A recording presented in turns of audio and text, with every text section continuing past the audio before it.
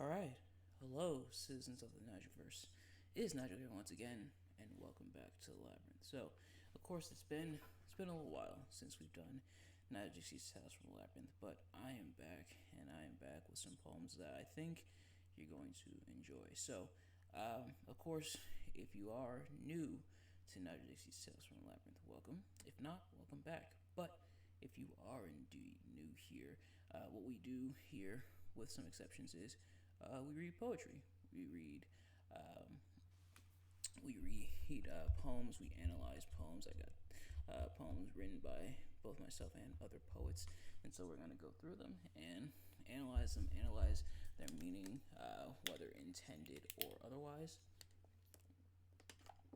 Because of course poetry is often subjective, and we're gonna just enjoy ourselves and have a good time. So I hope you enjoy. I hope you enjoy these ones. So without further ado, let's get right into it. This first one is called "Forbidden Love."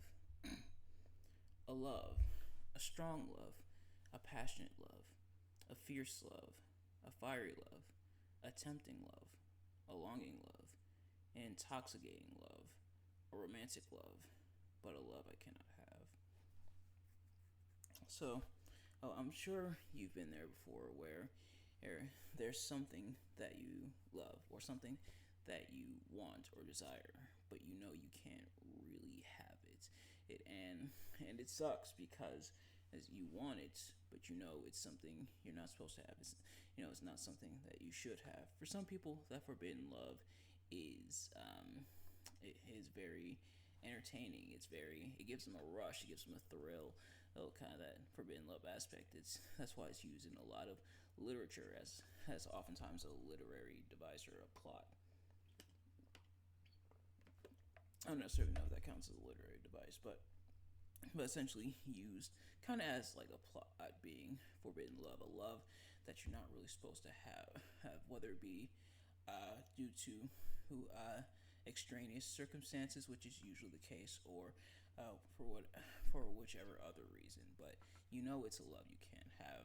But sometimes that just makes you want it even more, or and and that's kind of how I describe it here. How it's strong, it's passionate, it's fierce, it's fiery, it's tempting, it's longing, it's intoxicating, it's romantic. It's this all these powerful, potent emotions, but ultimately it's one that you know you can't have. So that's how it is sometimes, unfortunately. But yeah, the next one is called disease. A disease, a sickness, one with no cure, no therapy, no way to get rid of it, at least not permanently, one that infects others and kills slowly. Is there a cure, or are we to remain sick? So, there's a few different ways you can take this. There's a few different directions, a few different avenues where you can take this. View this as a you can view this as a physical thing, like an actual disease that really can't be cured, that really can't be resolved, or maybe it's metaphorical. Maybe it's something within our society uh, that kills, but it's there and is almost permanent in a way where we sadly can't get rid of it. We try our best to combat it. Excuse me, we try our best to fight it, but unfortunately, there's no real cure for it.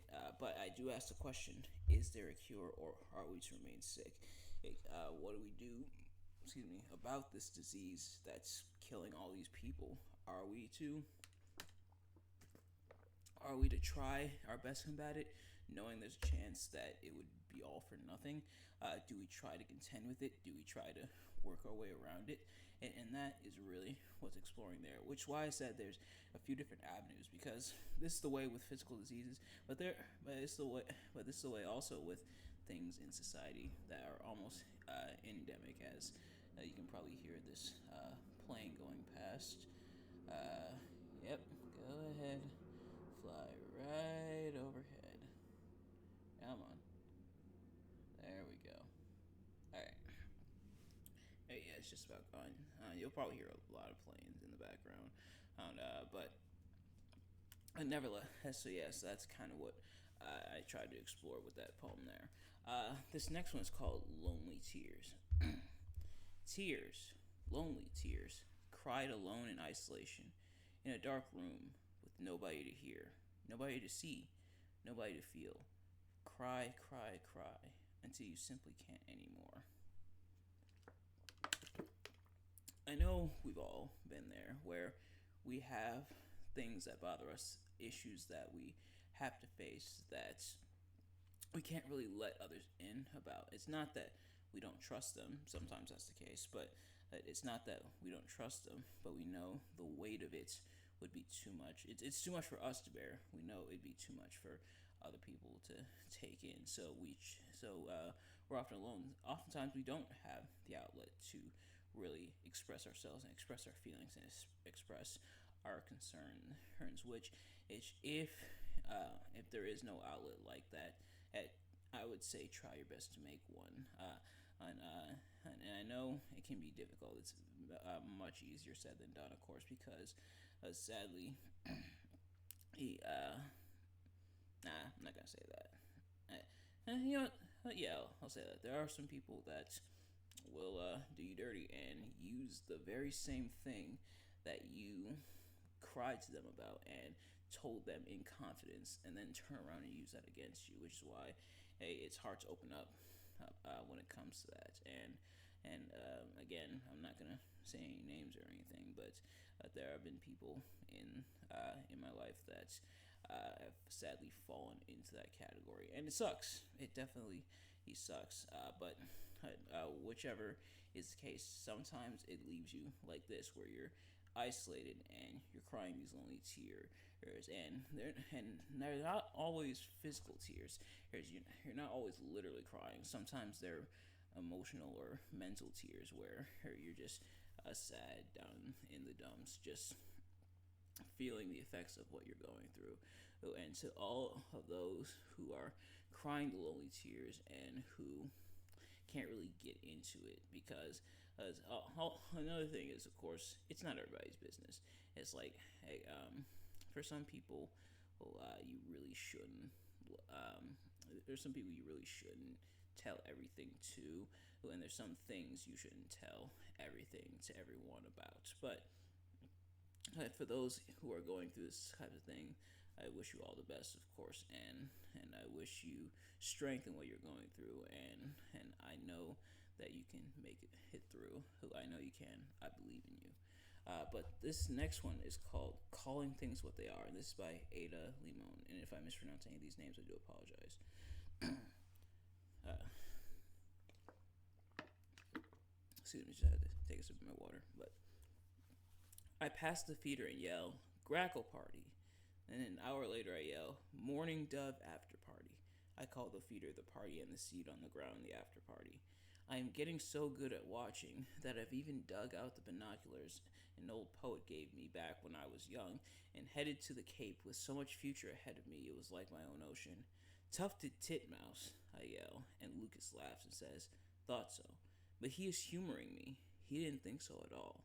My father does the same thing, shouts out at the feeder announcing the party attendees. He throws out a whole peanut or two to the Stellar's jay, who visits on a low oak branch in the morning. To think there was a time I thought birds were kind of boring. Brown bird, gray bird, black bird, blah blah blah bird. Then I started to learn their names by the ocean, and the person I was dating said, "That's the problem with you, Limon. You are all fauna and no flora." And I began to learn the names of trees. I like to call things as they are. Before, the only thing I was interested in was love, how it grips you, how it terrifies you, how it annihilates and resuscitates you. I didn't know then that it wasn't even love that I was interested in, but my own suffering. I thought suffering kept things interesting. How funny that I called it love, and the whole time it was pain. So, a couple things that we're picking up on when it comes to this poem. For starters, there's a tonal shift. It starts out a bit more lighthearted. It just, oh, you're going around naming the birds and stuff and calling out the birds, but then and as a transition, and I think this is done on purpose, and I'll get into my explanation as for why in just a moment. It says, as you know, how I didn't know that it wasn't even love that I was interested in, but my own suffering. I thought suffering kept things interesting. How funny that I called it love, and the whole time it was pain. So I think the shift for that is once and normally I do say that that the narrator doesn't always equal the actual poet itself. Sometimes they're telling it from a third person point of view, but or even second person point of view, where the narrator, or pretty much the point of view where the narrator is separate from the actual writer. But in this case, with some of the language used, I think we can make the inference that it is Ada here who is actually, this is her telling her story essentially, and what we see here is her identifying all these different birds and then moving into all these different plants. You know, she says that's the problem with you, Lima. You're all fauna and no flora. You know, the flora and the fauna, the plants and the animals. So her naming these things, learning more about these things, really is what helped her learn about herself um, and learn more about herself as a person and her own feelings. She learned more about herself after learning about the world around her, and how she essentially connects herself to what's going on around her, if that makes any sense. And it's where her, because she's able to identify the different plants and animals, it allows her to identify things within her own life. She realizes that she was disguising her pain as love, and she was seeing things through these rose tinted glasses, which is definitely that's why that expression is there in the first place. And it's definitely something I've been guilty of as well, where you think, you think that, excuse me, you think that, uh, um, what's the best way I can describe this? You think that it's one way. You think that things are good or hunky dory, when really you're suppressing in a way, and it's not intentional. You're not intentionally suppressing. Sometimes you are. Sometimes that is the case, but oftentimes you're suppressing without even realizing it. Where when hindsight comes in and you look back, you're like, man, why did I do that? Why was I like that? It was clearly this other way. Why did I think it was like this? Excuse me. That's what happens. That's why the expression "power of hindsight." A lot of expressions are thrown at you, but that's why the expression "the power of hindsight" is there. And in hindsight, hey, Lemon learning about these things, Ada, I should say, learning about these things is what helped her to recognize things going on. She recognized what was going on around her, and it allowed her to recognize what's going on within herself. And they do say art imitates life, and who's a better artist at times than nature? But this last one is called "To My Daughter in a Red Coat," and this is by Anne Stevenson.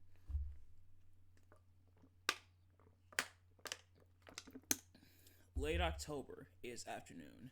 My daughters and I walk through leaf-strewn corridors of the park, in the light and the dark of the elm's thin arches. Around us brown leaves fall and spread. Small winds stir the minor dead. Dust powders the air. Those shriveled women stare at us from their cold benches. Child, your mittens tug your sleeves.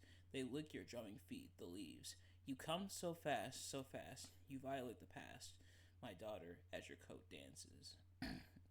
So, yep, I threw in a limerick. Now, it was my intention to have a limerick in this episode of Nigel's Test from the Labyrinth, but searching through poems, this one kind of spoke to me because I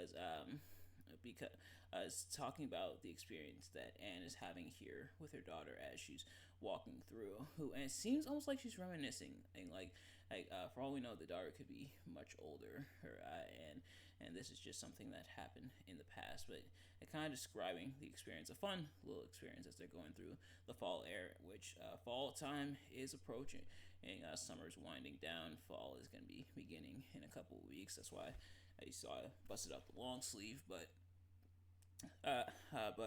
at showing things around within the fall air and kind of reminiscing in a way. Hey, at least that's how it comes across to me, is kind of reminiscing, like, hey, on a moment that happened, and dedicating it to her daughter in the red coat, who's kind of just going about how free without a care in the world, even though, oh, there's the cold and there's the women staring and stuff like that.